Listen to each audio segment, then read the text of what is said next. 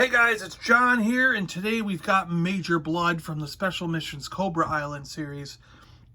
G.I. Joe Classified, number 27. He is a Cobra. He's got this cool artwork on the side. Wraparound Major Bludd artwork going here. Here's the barcode for those of you guys who like the barcode stuff. So Major Bludd is good at selling bones for money. He's good at shooting off missiles. He can play chess. And he likes to throw a wrench in the works.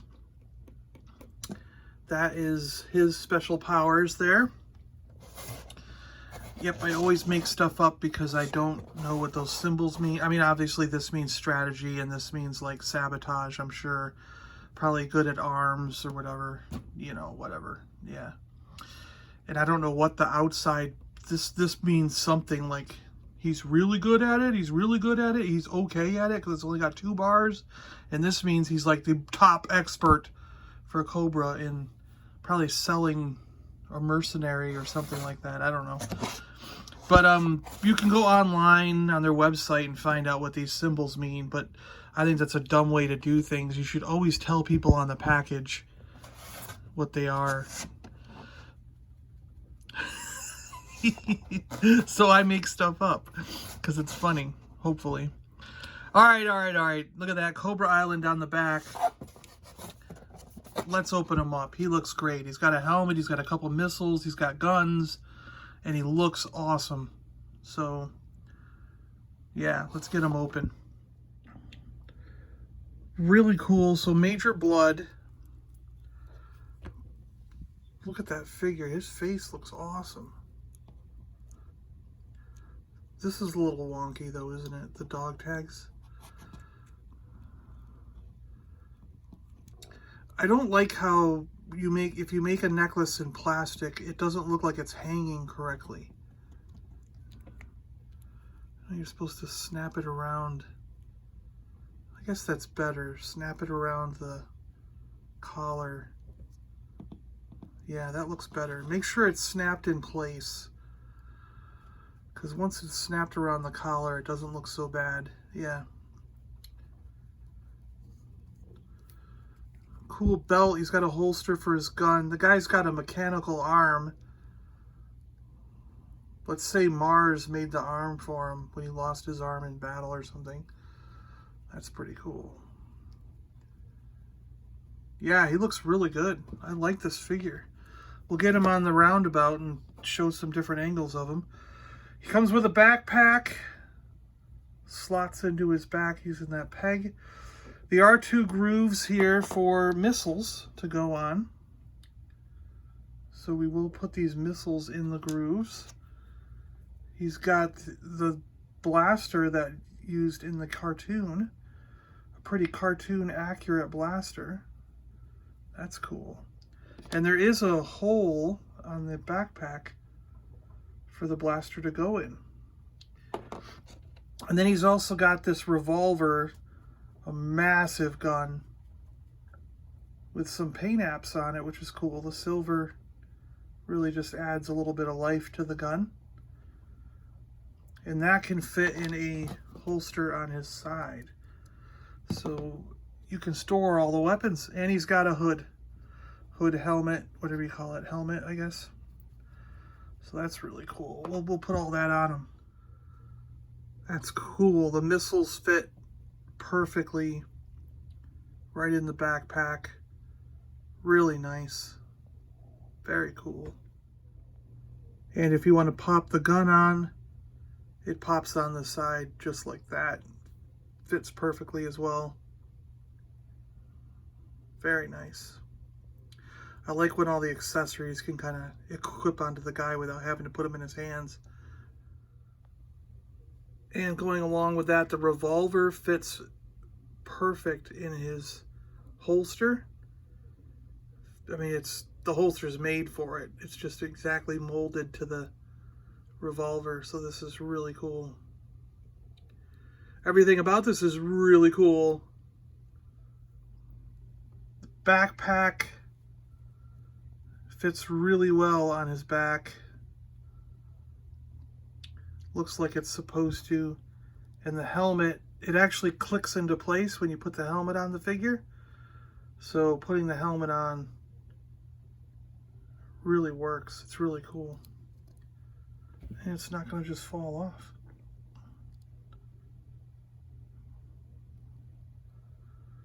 Major Bludd. Really nice figure. Yeah.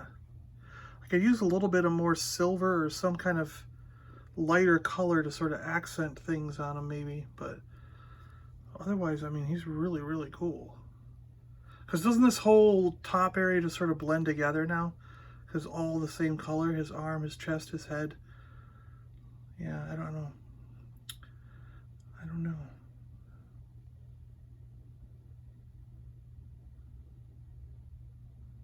Really cool figure though.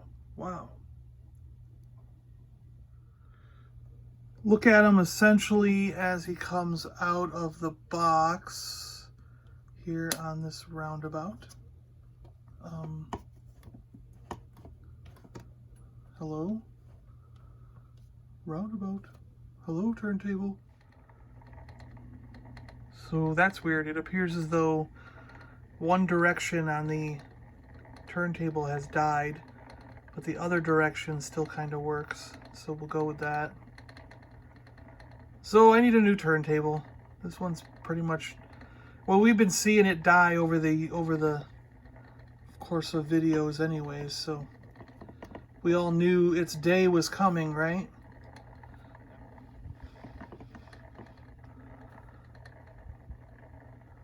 Cool figure though. This is a really nice looking figure. I love his mechanical arm. It's really cool. Love how that gun fits in the holster. This all comes together in the backpack. Really like that stuff. Yeah, very cool figure.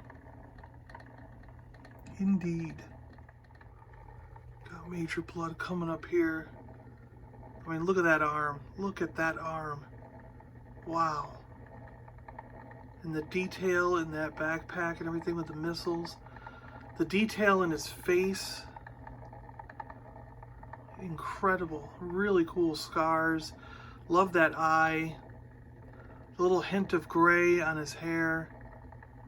Very cool. This is a really good action figure. Really nice looking guy.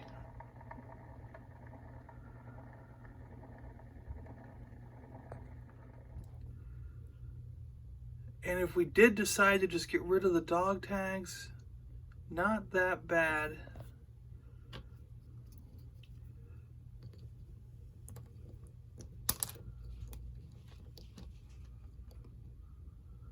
It's not like we're going to miss them, right?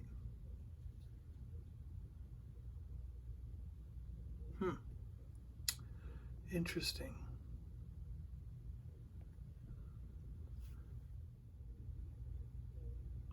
Awesome figure, guys. I'm very happy with Major Bludd here. All in all, in the end, very happy with him.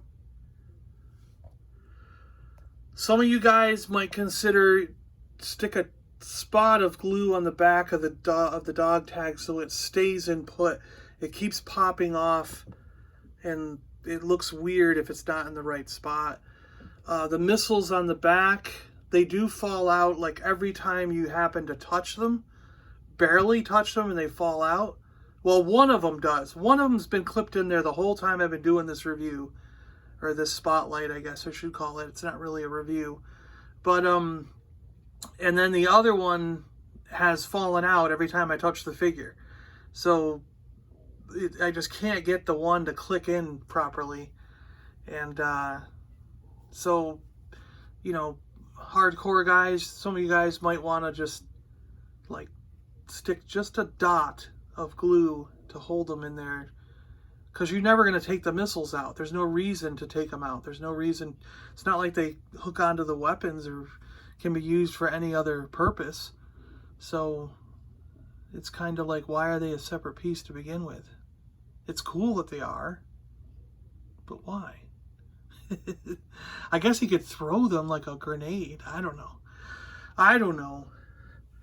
But anyways, guys, there you go. Major Bludd. Appreciate you guys checking this one out with me. I'm John. You're watching the Super Awesome Geek Show.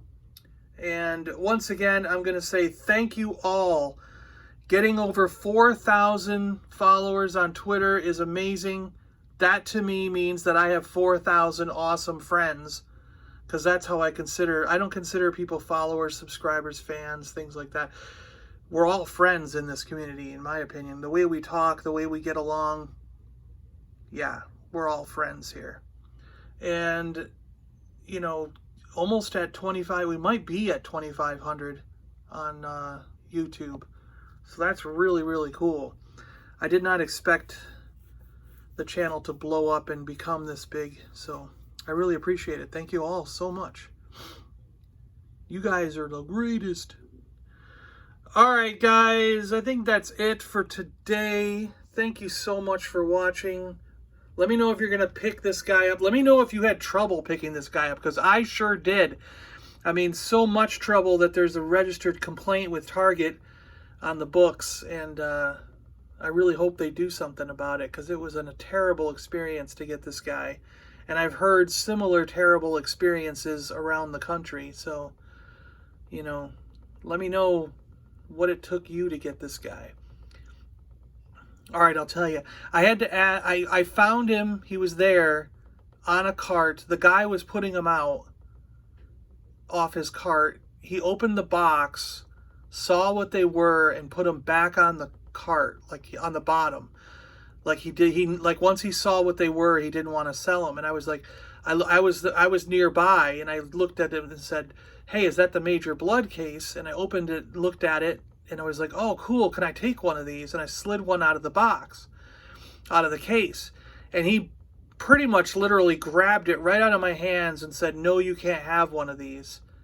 And then I got a manager involved, because I knew you could buy them because everyone was buying them online. I showed her pictures, everybody buying them online.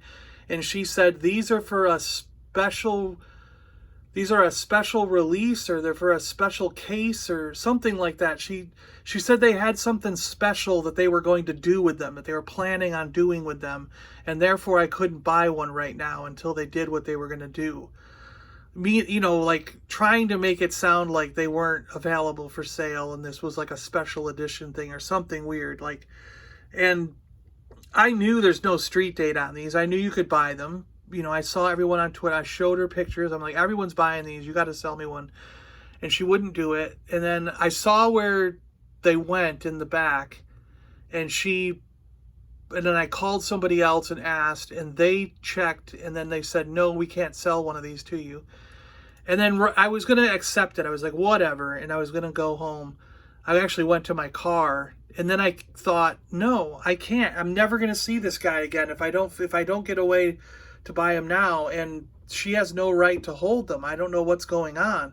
So I went back inside, and I went to the help desk, and I said, I want to register a complaint because I'm trying to buy a product, and employees here are blocking me. They're not letting me purchase it.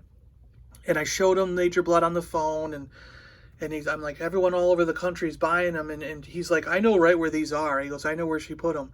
And he goes, I'll be right back. And he left, and, you know, I followed him over by the door, and I saw him go right in where she put them, right where they were.